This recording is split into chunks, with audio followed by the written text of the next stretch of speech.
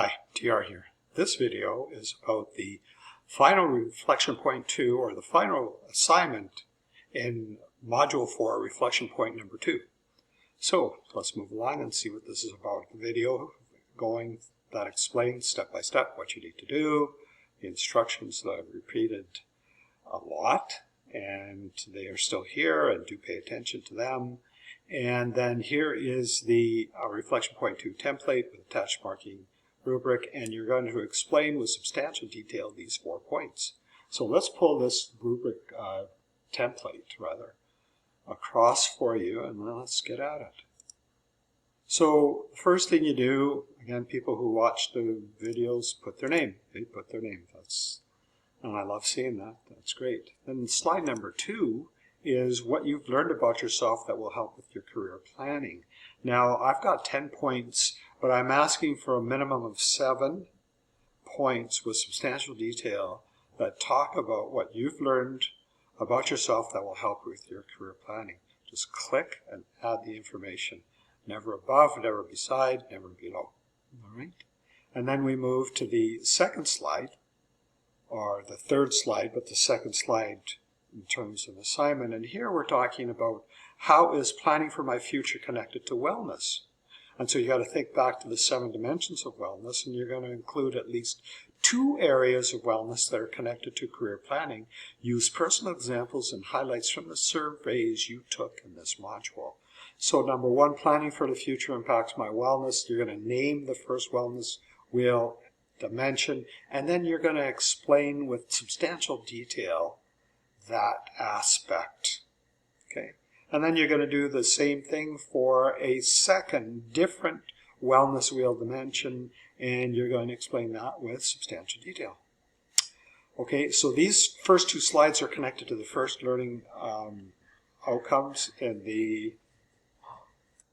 as I've mentioned, these first 2 slides, or these 2 slides, are connected to the first learning outcome from Alberta Education. And then the following slides, the next slides, have to do with another SMART goal. And this SMART goal has to have something to do with your life. It doesn't have to be academic, though, yeah, I did throw in an academic kind of goal, but it doesn't have to be an academic kind of goal. It is a SMART goal, something important that you want to achieve in your future, and you want to use the SMART goal formatting in order to complete that.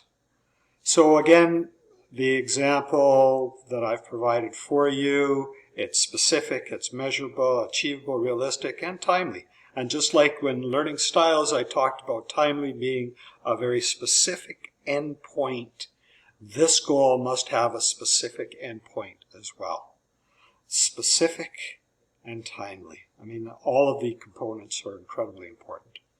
So this is your example to help you sort out what you need to do. Then you will do your goal here. You just delete this part, type your name here, or delete whatever. Type your whoever this person you are, will, whatever. Make sure it's different from what I've shared with you in the example. I want different, your thoughts, something original. And once you do that, you do the specific, measurable, achievable, realistic, and timely components of a SMART goal.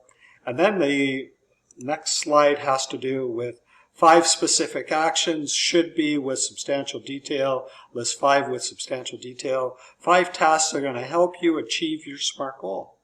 So thought needs to be put into this, and I look forward. It should be quite interesting. Then the marking rubric.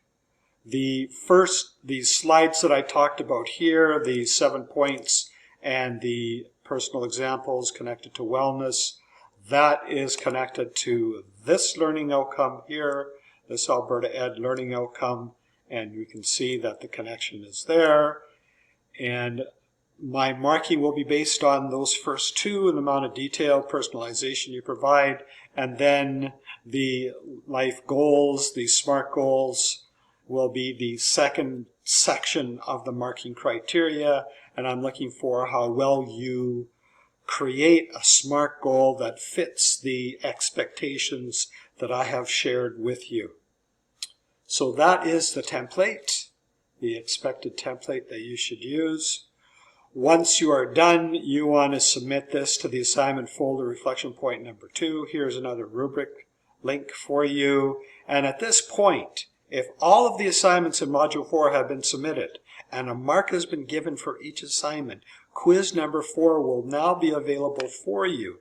And we take a quick peek at quiz number 4. And here we go. Again, repeating, all assignments must be marked. Review your checklist grades to see if you've met the criteria. Take your time. Complete the quiz as an open book exam. Remember, you only get 1 hour, 1 attempt, and 2 hours, so use wisely. And then when you're ready, quiz 4 can be found by clicking the quizzes link on the navigation bar on above. Now, if you have any questions, issues, or concerns, please let me know through your private discussions. I will, as always, do my best to help you out.